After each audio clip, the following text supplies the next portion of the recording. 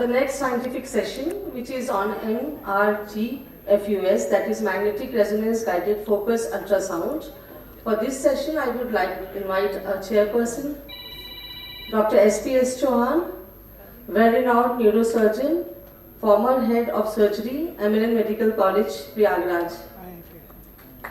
Please give him a big round of applause, a very senior renowned neurosurgeon, Dr. Rajendra Dayal, well-known physician of Prayagraj and alumni of Eminent Medical College, Prayagraj.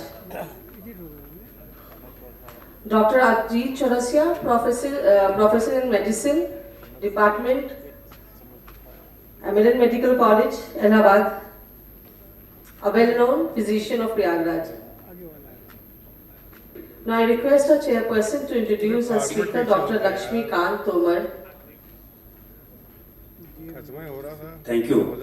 I think as we are heading towards end of today's neurology update, what I am watching from here that the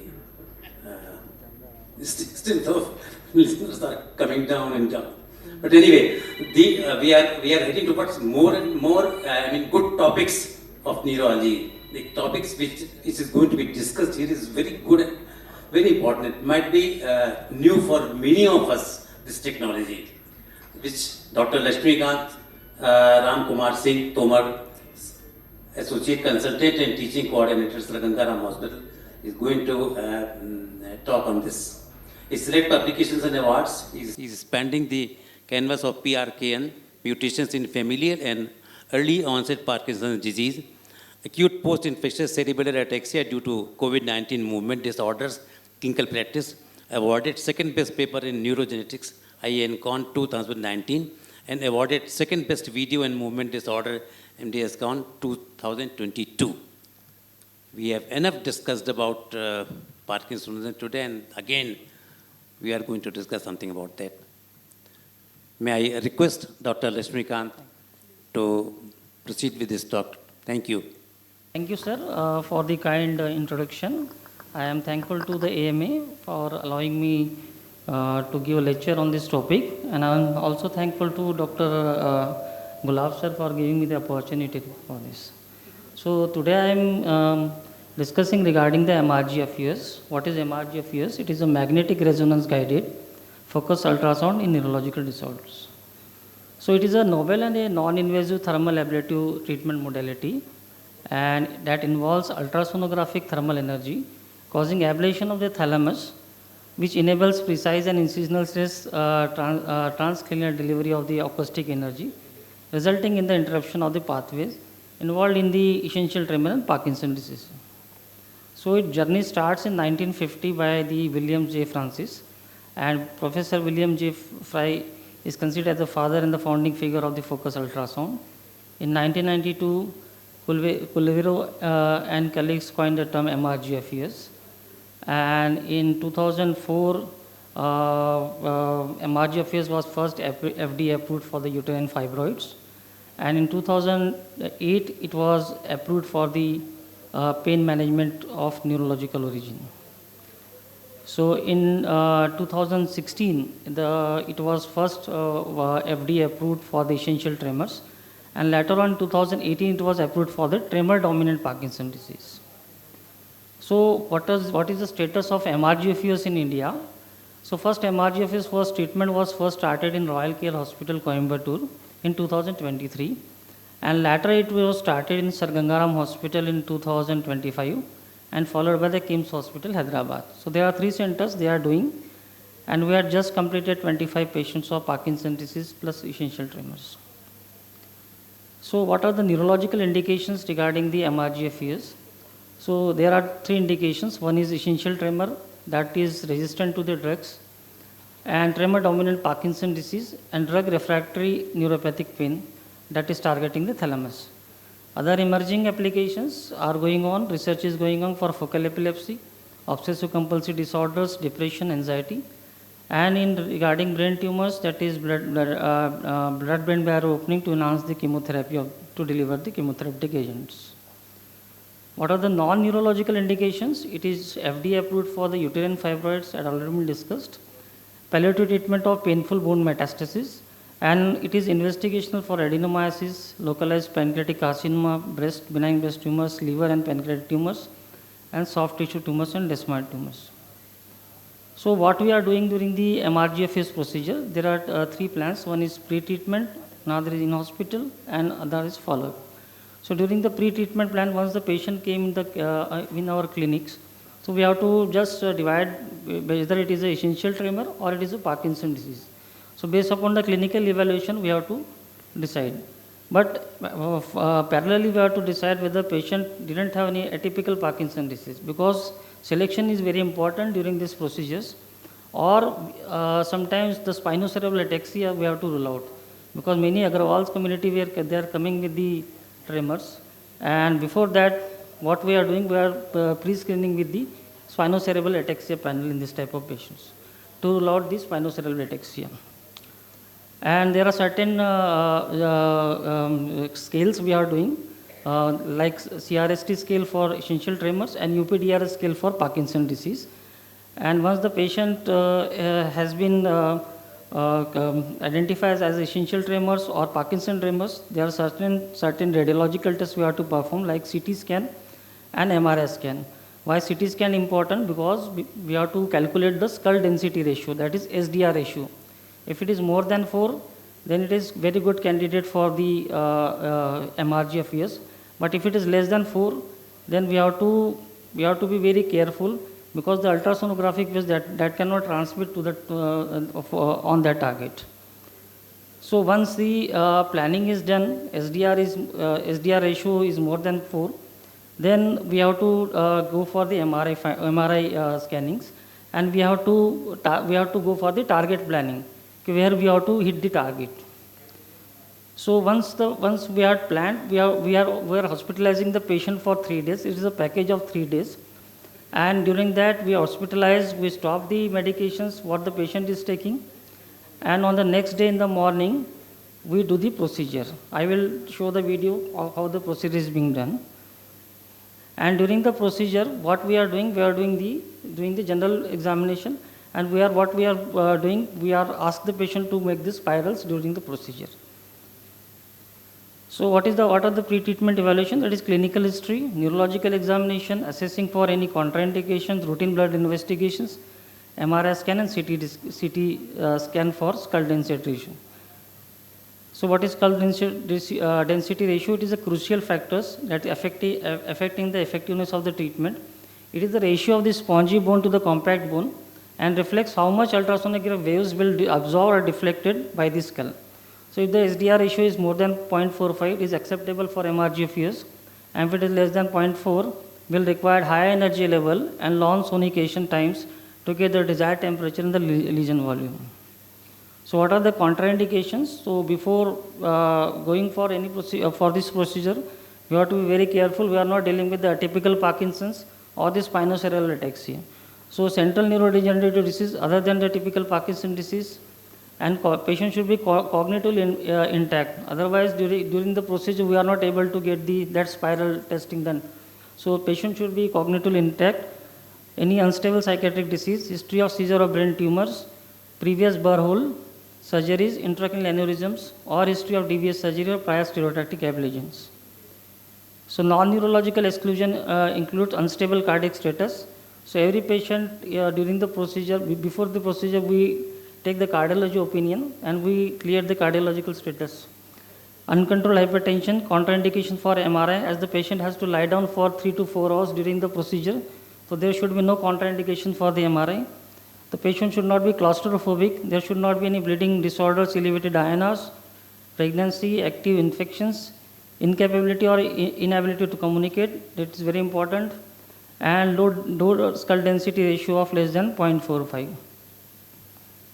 So what this MRG FUS done? It is the ultrasonographic waves that contain the piezoelectric crystals which generate the ultrasonic pressure waves, and these were displaced molecules in the atmosphere which generate thermal energy, and multiple high intensity waves focus on the single point under the MRI guidance. that creates a temperature of 50 to 55 degree. So initially 40 to 45, then 50 to 50, 40 to 45, then 50 to 50, 45 to 50, then 50 to 55. So we have to increase step by step. Low sonication, moderate sonication, then high sonications. So what are the targets in the brain in the MRG of FUS? In essential tremor, we are targeting the VM nucleus of the thalamus. And in the Parkinson tremors, we are targeting the VM nucleus for the tremors, pallidothalamic tract for the bradykinesia and rigidity, and GPI nucleus for the dyskinesia.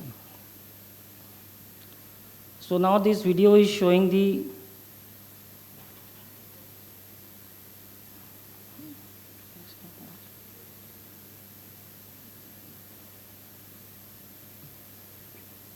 Ayan?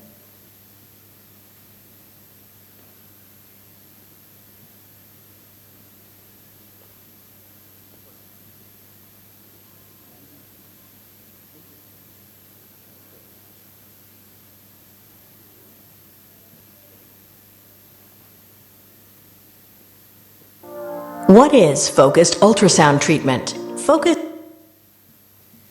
outpatient treatment for essential tremor or tremor-dominant Parkinson's disease that has not responded to medications. During the procedure, ultrasound waves pass safely through the skull without incisions, brain implants, or radiation. The ultrasound waves converge to create a small lesion in the VIM of the thalamus, considered to be responsible for tremor. The treatment is guided by MRI, which acts as the eyes of the treatment, so the physician can target the precise spot in your brain. For many patients, the result is immediate tremor improvement in their treated hand with minimal complications. So this is the procedure, but this looks simple, but it took 3 to 4 hours for one procedure. Sometimes required 5 to 6 hours depending upon the skull density ratio. So these are the long-term outcomes of the MRG of FUS. But what is the drawback of this procedure? We didn't have any long-term results, long-term follow-ups. Only 5 years follow-ups are there. So during these follow-ups, what are the important adverse events are there? One is gait disturbances, ataxia, and paresthesias. But these are the transient in the most of the cases, and sometimes the mild persistent paresthesias can also be there. But we had done 25 cases, but 2 or 3 patients developed gait ataxia, but that improved in 15-20 days. So another things what we find during this procedure is the increased sleepiness, because during the targeting to the thalamus, or sometimes this is causing the edema, and that is causing sleepiness. So that part is to be being handled by the steroids. We are giving steroids for 2 or 3 days, and the patient's sleepiness got improved. So another modality for the surgical is the DBS. So head-to-head comparison between the DBS and MRG of FUS still lagging. There are certain articles, but still DBS is more favorable than the MRG of FUS, but we required more studies and more long-term follow-ups. So practical comparison, if you see many patients, they came, they didn't want to open their skull for DBS, not want to put the batteries. So there are certain practical comparisons. One is the DBS, it is invasive implanted electrodes.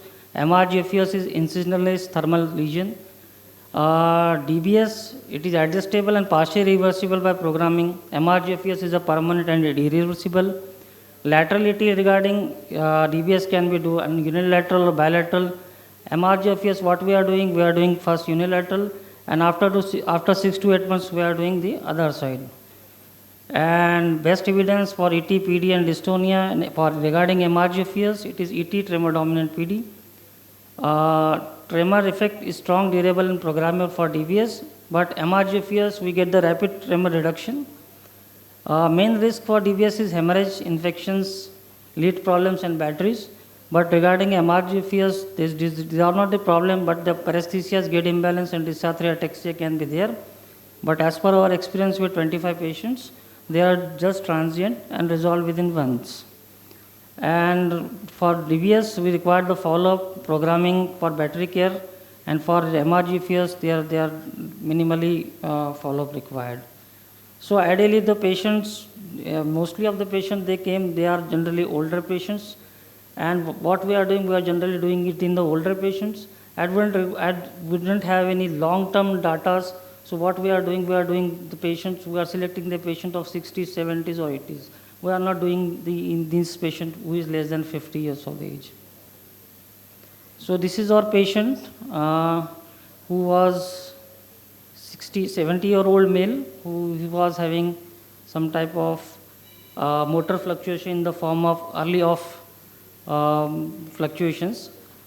So this is he is having rigidity, and we had done the pallidothalamic tract legionectomy and the VM nucleus legectomy, and after following procedure, now is this.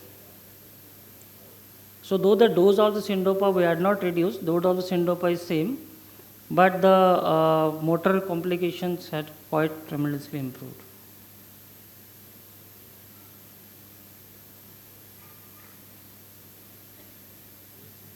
Thank you.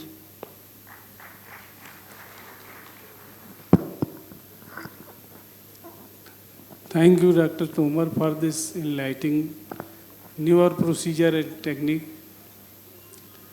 There are basic hitches with this. As this newer technique, first thing, it is very costly. Yes.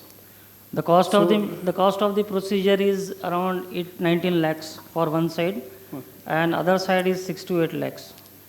Second thing, as you said yourself, it is available in India at only 3 centers. Yes. Third thing, still the experience is very small, 3 or 5 years. Then, regarding the disease process, even with the deep brain stimulation or radio frequency imaging as it was done in the past, they were invasive procedure. We have to make incision, we have to make a burrow and put the wire. Now the result was not certain even at that procedure. How you decide that this patient is going to improve with technique? So these are basically this moment they immediately vanished on the table. But before. But if it doesn't, then what you will say to the patient that we have done the procedure? No. We have we have to select a proper patient. We should not select the patient other than the ET and how you will know that this patient is going to improve? Sir, we cannot give a guarantee to any patient because we didn't have a long-term. I am not saying for you, but that is the long-term follow-up dilemma of the disease itself. That whether that point stimulation is going to improve or not. Now, I explain this procedure simply for audience. This MRI scan is giving you the focus. You decide that this is the site of lesion where I have to do the, and this ultrasound is burning that. It is increasing the temperature so that neuron get abolished or finishes.